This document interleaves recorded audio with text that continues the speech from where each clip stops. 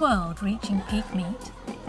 In 2020, slowing consumption of beef and pork has been exacerbated by a variety of factors.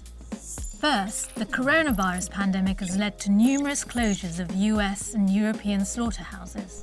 That's affected supply in the short term, but how the virus will affect the $1.4 trillion global market in the longer term remains unclear.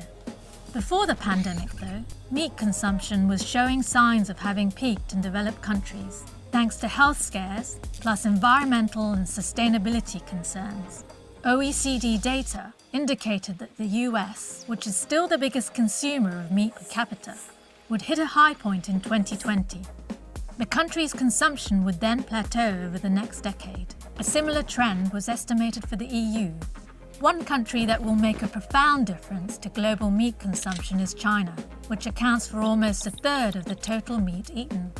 China consumes about half the world's pork, but since 2018, African swine fever has killed more than 100 million pigs there, cramping supply and pushing pork prices up to record highs. But even before the outbreak, consumption had been leveling off. The country saw peak pork in 2014.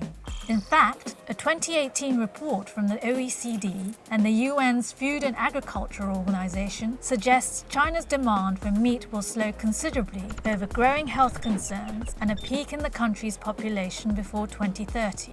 The troubles facing the meat industry haven't hurt plant-based meat's prospects.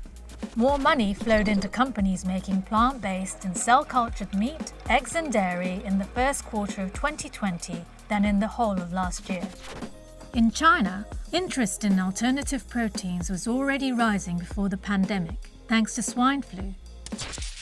Within a generation, the market for meat could look very different.